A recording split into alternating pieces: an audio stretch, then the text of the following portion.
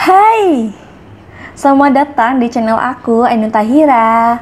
Jadi kali ini aku akan membahas mengenai tempat-tempat angker yang ada di Semarang. Mungkin teman-teman yang rumahnya di daerah Semarang atau pernah mengunjungi Semarang pasti tahu tempat ini, karena tempat ini sangat urban legend dan juga Instagramable banget nih buat foto-foto bagus gitu ya. Terus juga Semarang merupakan ibu kota dari Jawa Tengah, teman-teman. Dan sebelum kalian nonton video ini, sebaiknya kalian subscribe, karena dengan subscribe kalian tuh membuat aku lebih semangat lagi bikin video. Terus juga kalian bisa klik kolom komentar jika kalian mempunyai informasi lebih mengenai tempat-tempat ini. Dan juga wajib banget bagi kalian menge-share video ini, karena di sini aku tidak hanya bercerita tentang kisah mistisnya aja, tapi juga sejarahnya ya, walaupun sedikit gitu.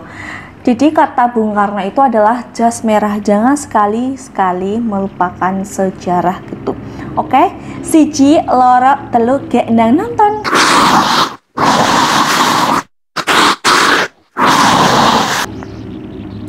Yang pertama adalah Lawang Sewu nih. Jadi Lawang Sewu itu berasal dari bahasa Jawa lawang yang artinya pintu dan sewu artinya 1000. Apakah benar di Lawang Sewu itu mempunyai 1000 pintu? Nah, jadi Lawang Sewu ini itu lokasinya bersebelahan dengan Tugu Muda dan tempat itu di tengah kota. Dan ternyata Lawang Sewu itu memiliki pintu 324 pintu, teman-teman. Oke, jadi aku akan masuk di bagian sejarahnya. Mungkin aku akan baca karena aku takut dalam menyampaikan sejarah nanti ada yang salah gitu ya, menyampaikan informasi yang salah kan tidak baik seperti itu. Jadi Lawang Sewu merupakan gedung sejarah industri kereta api pertama di Indonesia. Nah, bagus ya. Jadi nama kantor pusatnya dulu pakai bahasa Belanda, nanti aku tulis saja di bawah. Jadi NIS itu perusahaan kereta api swasta di masa pemerintahan Hindia Belanda yang pertama kali membangun jalur kereta api nih. Jadi jalur kereta api ini menghubungkan Semarang dengan Surakarta dan Yogyakarta. Dan nama jalur ini itu namanya jalur Semarang Temanggung 1867. Dan pembangunan Lawang Sewu ini itu melibatkan dua arsitektur asal Belanda, yaitu Profesor Jacob F. Kleinhammer dan B.J. Quindek, yang memakan waktu hingga 3 tahun dari tahun 1904 sampai dengan 1907. Jadi Lawang Sewu itu pernah menjadi saksi bisu pertempuran antara AMKA atau Angkatan Pemuda Kereta Api dengan tentara Jepang yang pada saat itu memperebutkan jalur kereta api. Nah, jadi pada saat pemerintahan Jepang dan Belanda, jalur kereta api ini itu merupakan jalur transportasi yang sangat fundamental, yang ibaratnya itu paling cepat ya, dan tidak memakan waktu yang banyak gitu untuk pergi ke daerah yang lebih jauh seperti itu. Konon di setiap gedung, bahkan di setiap bagian-bagian di Lawang Sewu itu terdapat berbagai macam makhluk halus, teman-teman. Mulai dari genderuwo, pocong, tentara Belanda, bahkan noni Belanda. Jadi ada salah satu ruangan di seluruh bagian Lawang Sewu yang paling angker adalah bagian bawah Lawang Sewu, yaitu adalah Lorong Lawang Sewu atau Gorong-gorong Lawang Sewu. Jadi pada saat pemerintahan Belanda, lorong bawah tanah ini digunakan sebagai tempat pengairan air atau tempat aliran air yang mana itu menunjukkan kota Semarang kayak gitu. Nah, pada saat pendudukan Jepang mulai memasuki Indonesia, ternyata lorong air ini itu digunakan pemerintahan Jepang sebagai penjara bawah tanah. Dan kalau teman-teman tahu, lorong ini itu tingginya sekitar 0,5 meter atau setengah meter. Jadi kalau kalian yang tinggi pasti kalian akan jongkok ya kalau berada di lorong tersebut. Jadi pada saat pemerintahan Jepang, lorong ini digunakan sebagai penjara bawah tanah bagi orang-orang Indonesia maupun orang-orang Jepang yang tidak manut nih sama pemerintahan Jepang. Dan karena lorong ini sangat sempit dan juga tingginya juga nggak tinggi banget, jadi udah sempit, pendek gitu ya.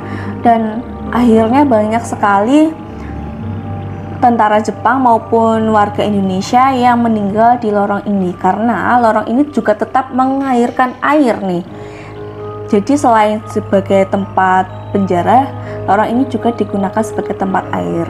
Jadi bisa dibayangkan ya, udah dingin, sempit, sesak napas gitu, pasti udah banyak banget yang meninggal di situ. Oke, kita lanjut ke suara misterius di sumur tua. Jadi di halaman gedung Lawang Sewu terdapat sebuah sumur tua yang tidak pernah dibuka alias dikunci terus nih teman-teman.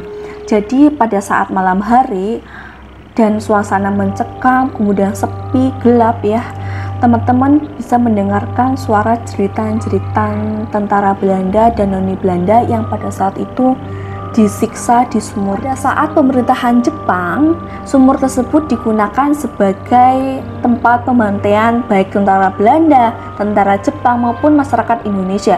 Jadi bisa dibayangkan sumur tersebut sudah menjadi saksi bisu dari zaman Belanda, Jepang sama Indonesia. Jadi sudah banyak banget warga-warga Indonesia yang mati di situ karena dibunuh secara paksa oleh tentara Jepang. Pada malam hari, sumur tersebut mengeluarkan jeritan-jeritan kesakitan dari tentara Jepang maupun masyarakat Indonesia yang pernah terbunuh di situ. Oke, yang ketiga adalah noni Belanda. Jadi di Lawang Sewu sering banget muncul noni Belanda. Nah, noni Belanda ini itu sering banget berseliweran sana sini di Lawang Sewu ya.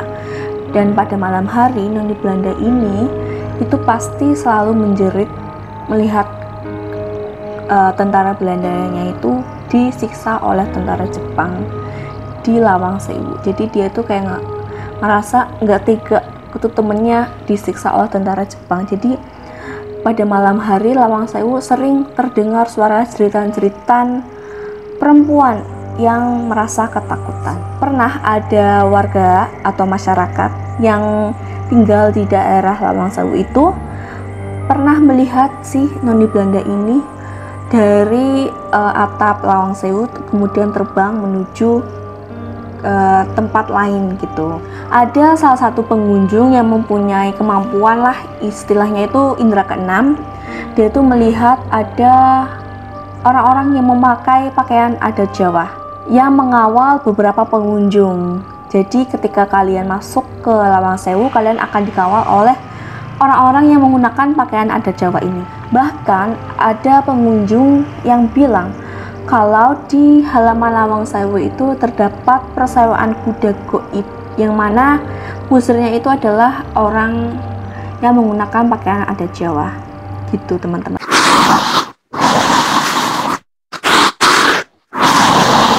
Kemudian kita masuk ke Benteng Ambarawa. Oke, aku akan membacakan sejarahnya, jadi aku akan baca karena aku takut salah menyampaikan informasi. Jadi benteng pendem ini tuh dibuat oleh Belanda pada tahun 1834. Kemudian nama aslinya adalah Benteng Fort Willem. Jadi yang membedakan benteng pendem dengan benteng lainnya adalah benteng ini tuh memiliki banyak jendela dan juga pintu seperti Lawang Sewu. Dan pada saat VOC membuat benteng ini, jadi VOC itu membuatnya bukan sebagai tempat pertahanan, melainkan sebagai barang atau logistik selama pertempuran, jadi camp makanan gitu. Dan benteng ini tuh banyak sekali terdapat parit-parit itu semacam selokan dan tembok berlubang untuk meriam.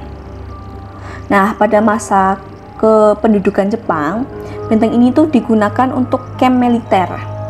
Jadi pada saat itu Jepang mengalihfungsikan benteng ini sebagai camp militer Jepang, yang artinya sebagai tempat tidur tentara Jepang gitu. Saat kalian memasuki benteng pendem ini, walaupun pada siang hari, suasana mistisnya akan terasa banget karena kondisi benteng ini yang sudah tua, kemudian lumutan, kemudian sudah lapuk, dan juga ada beberapa tempat atau bangunan yang sudah ditumbuhi rumput liar, bahkan lumut-lumut.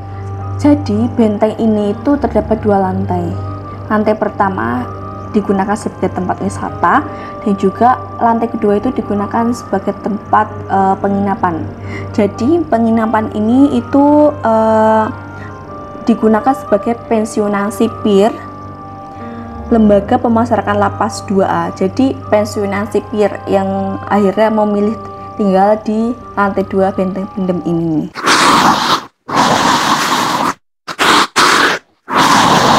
Kita masuk ke Wondoria, tempat bermain. Jadi di Semarang itu terdapat salah satu tempat hiburan keluarga yang bernama Wondoria. Dan Wondoria itu berada di Jalan Sriwijaya nomor 29 Kota Semarang. Wondoria ini dibuka tahun 2007 dan terbengkalai tahun 2017. Jadi hanya beroperasi selama 10 tahun. Alasan Wondoria ditutup itu karena ada sebuah insiden. Jadi kemungkinan pada saat beroperasi dan Wondoria itu menyelenggarakan event, kemungkinan terdapat sebuah kecelakaan gitu ya, kecelakaan kecil yang melibatkan banyak orang yang meninggal di situ. Lahan yang dipakai dan dibangun Wondoria itu merupakan lahan bekas pemakaman. Terbengkalainya Taman Wondoria membuat transformasi taman hiburan gaib bagi makhluk halus. Meskipun sudah terbengkalai selama 3 tahun, namun Taman Wondoria ini itu masih ramai dan sering dikunjungi oleh anak-anak kecil dari bangsa-bangsa lembut. Ada sosok badut gaib, dan badut itu nggak lucu. Sebenarnya kalau badut kan lucu ya, menggemaskan gitu ya, menghibur anak-anak. Tapi penampilan badut ini itu tidak lucu sama sekali karena dia itu memiliki wajah yang berdarah-darah dan memegang sebuah parang. Jadi jauh sebelum lokasi tersebut dijadikan makam hingga taman hiburan, tempat tersebut merupakan tempat sumber air dengan tanah yang labil dan berawa. Kemudian ada pesan-pesan dari para leluhur untuk menggunakan lokasi tersebut berdasarkan kaidah yang berlaku. Jadi pada saat pembangunan Wondoria ini itu banyak sekali pelanggaran-pelanggaran yang dilakukan pada saat pembangunan.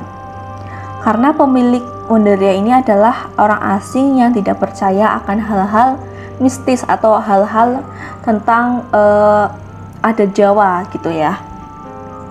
Dan akhirnya orang asing ini tuh banyak sekali melanggar perjanjian-perjanjian atau kaidah-kaidah yang seharusnya tidak dilakukan pada saat pembangunan Wondoria ini. Jadi larangannya itu banyak sekali mata air yang ditutup, bahkan dipaksa untuk dipindahkan mata airnya, tapi juga langsung ditimbun gitu ya. Jadi banyak sekali mata air yang ditutup dengan cara ditimbun kemudian dipindah alihkan. Dan di dalam taman tersebut ada sebuah pohon yang sangat besar dan usianya sekitar ratusan tahun.